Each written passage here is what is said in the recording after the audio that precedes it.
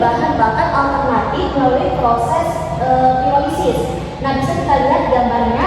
Nah, gambar tersebut itu menunjukkan pemanfaatan sains itu melalui proses pirolisis yang mengubah sampah plastik itu menjadi bahan bakar yang berbeda. Nah, selanjutnya kita ambil juga dalam bidang matematika. Nah, dapat kita lihat di sini. Nah, contoh yang kami ambil pada saat contoh yang kita ambil yaitu pada penerapan alat pembelajaran yang berbasis teknologi. Contohnya seperti laboratorium virtual yang berbasis laboratorium virtual. Nah, bisa kita lihat gambarnya di dalam aplikasi tersebut dalam teknologi ini. Nah, gambar tersebut menunjukkan pemanfaatan sains itu dalam bidang MPK dalam bidang matematika yang diterapkan untuk menghitung, untuk menganalisis informasi, dan juga untuk membantu proses belajarnya. Nah, dalam pandangan Islam atau dalam perspektif Islam, sains itu dapat dikenali sebagai upaya manusia untuk memahami bagaimana fenomena alam sebagai upaya ciptaan Allah Subhanahu wa Ta'ala.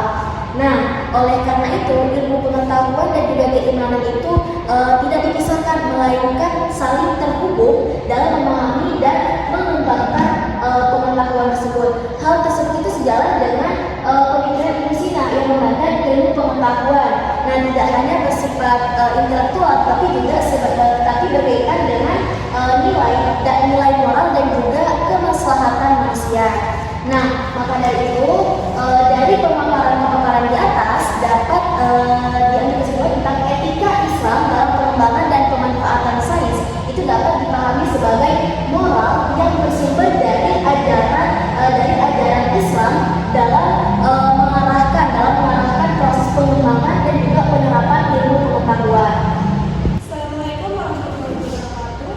Perkenalkan, nama saya Dwi Puspitari. Di sini saya sebagai materi kedua. Baik, saya akan melanjutkan materi kedua tentang prinsip-prinsip etika Islam dalam aktivitas keilmuan. Ada beberapa prinsip etika Islam, yaitu ada 4. Yang pertama, kejujuran, merupakan kesalahan antara apa yang dikatakan dengan apa yang dilakukan. Kejujuran termasuk dalam surat At-Taubah ayat 119. Penerapannya, kegiatan keilmuan dilakukan dengan objektif, tanggung jawab, jujur dalam pencatatan hasil eksperimen dan penelitian. Terus yang kedua, keadilan atau adil, merupakan sikap melakukan sesuai hak, keputusan benar dan tidak memihak. Keadilan juga termasuk dalam surat An-Nahl ayat 90. Penerapannya, ilmu dan teknologi memperhatikan kebenaran, kemanusiaan, kepentingan bersama, dan akses ruang keamanan tanpa diskriminasi. Terus yang ketiga, amanah atau tanggung jawab, merupakan sesuatu yang dipercayakan untuk dijaga, disampaikan ke pemiliknya. Amanah juga termasuk dalam surat An-Nisa ayat 20. Contohnya, Al-Warisi menciptakan ilmu al-jabar untuk menyelesaikan masalah sosial dan pembagian warisan sesuai hukum Islam. 3. Yang keempat, kemaslahatan atau masalah, mengutamakan manfaat dan kebaikan, mencegah kerugian atau kerusakan. Penerapannya, sains dikembangkan bijaksana demi dampak positif dan kesejahteraan manusia. Adapun contoh nyata kita ambil dari kemaslahatan atau masalah, yaitu sistem filtrasi air berbasis keramik. Ini gambarnya, yaitu tentang gambar tersebut menunjukkan proses penyaringan air berbasis material alami seperti jerami yang digunakan untuk kualitas air sumur. Melalui air yang awalnya kotor tidak layak untuk digunakan dapat menjadi lebih bersih. Bismillahirrahmanirrahim. Assalamualaikum warahmatullahi wabarakatuh. Di sini saya Najwa Rosdinisa sebagai pemateri ketiga akan menjelaskan mengenai penerapan prinsip etika Islam dalam pengembangan dan pemanfaatan sains. Adapun urgensi etika Islam dalam sains adalah dalam etika Islam, pengembangan dan pemanfaatan sains ini harus berlandaskan dengan nilai-nilai moralitas supaya ilmu pengetahuan ini dapat dimanfaatkan secara bijaksana dan membawa dampak positif bagi kehidupan manusia. Di sini ada kejujuran atas sedih. Nah, di mana peneliti harus jujur menyampaikan hasil peneliti, observasi atau fakta ilmiah secara jujur. Tujuannya agar risetnya berbentuk objektif dan tidak ada manipulasi atau pelanggaran tersebut. Terus yang kedua ada keadilan tepat. Ilmu dan teknologi dipakai seimbang nih, tanpa merugikan pihak lain.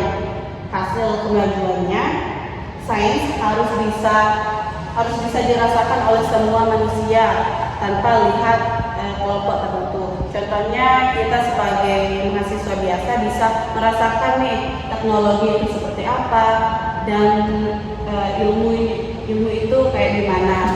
Tidak tergantung untuk pemerintah atau dosen dan lain sebagainya, tapi kita juga butuh itu.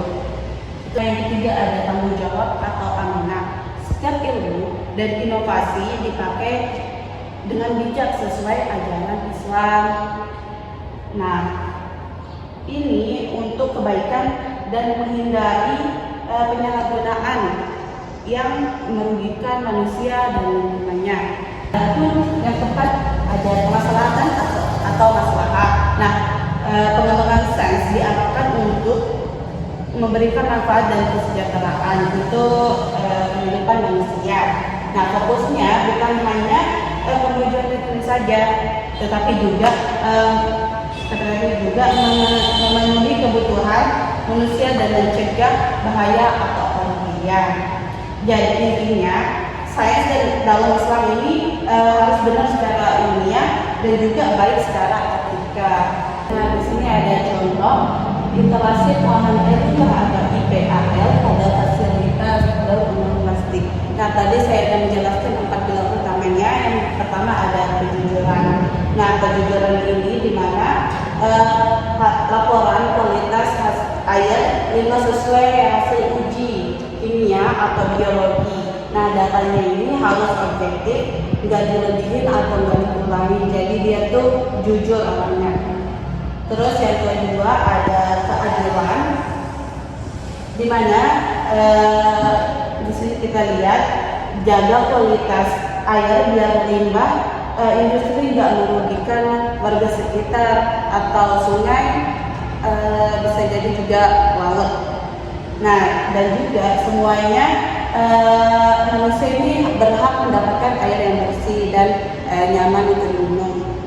Terus yang ketiga ada amanah, di mana kelola limbah sesuai standar yang udah diterapkan. Jadi ini kan bentuknya itu standar dan udah diterapkan. Berarti industri ini benar-benar tanggung jawab, bukan asal buang.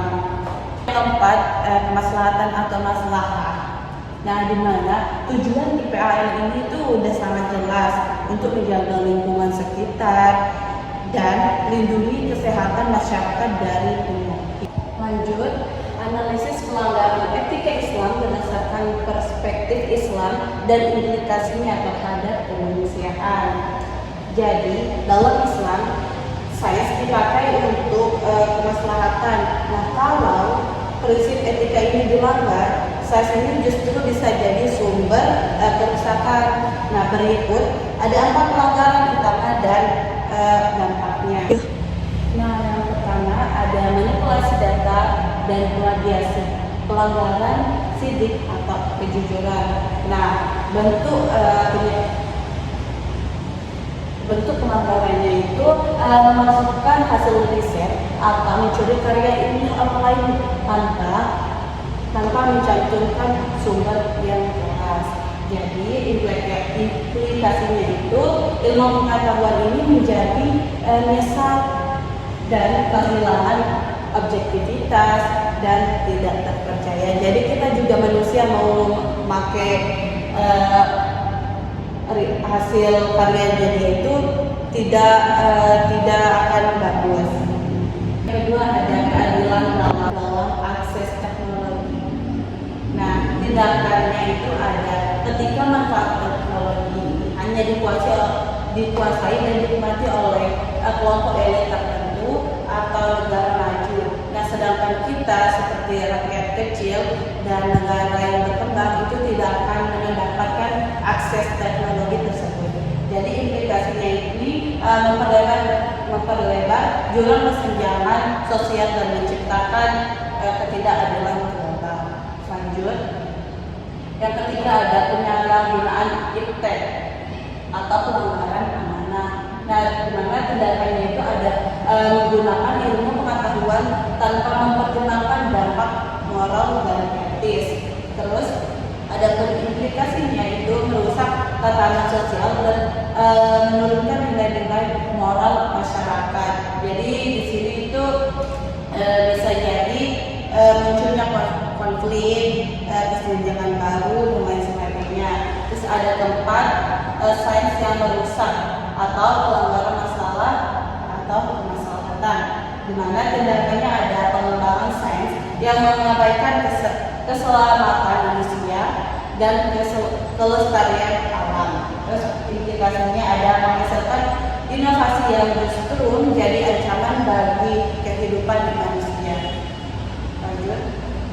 Nah, ada pun contohnya nih yang pencemaran lingkungan akibat cairan industri. Nah, di gambar satu ini tuh seperti cairan minyak yang dibuang ke dalam limbah ke dalam limbah sungai. Jadi yang tadi warnanya putih itu menjadi keruh, seperti ini menjadi kuning akibat dari minyak tersebut. Ini juga, nah di gambar satu ini itu kita bisa lihat nih, di sini itu mungkin akibat oli atau pembuangan sampah yang secara sembarangan. Jadi dia membuat sungai yang tadi bersih menjadi kotor, keruh, dan baunya itu tidak sedap. Dan ini juga bisa menghasilkan penyakit bagi manusia yang tinggal di sekitar sungai tersebut. Baik, dari materi-materi tadi yang kami jelaskan, dapat kita tarik kesimpulan bahwa etika Islam itu berperan penting sebagai pengawal moral dari Al-Quran dan juga hadis, berlandaskan nilai jujur, adil, amanah, dan maslahat, supaya ilmu dan teknologi pakai bertanggung jawab, berguna buat manusia dan juga lingkungan. Tapi kalau misalnya diabaikan, itu bisa disalahgunakan dan bikin dampak buruk mulai dari manipulasi data dan rusaknya alam, maka etika ini tuh wajib diterapkan biar kemajuan sains kita itu tetap di jalan yang benar dan bermanfaat nyata buat kehidupan. Mungkin hanya itu dapat kami sampaikan. Wabillahi taufiq wal hidayah. Wassalamualaikum warahmatullahi wabarakatuh.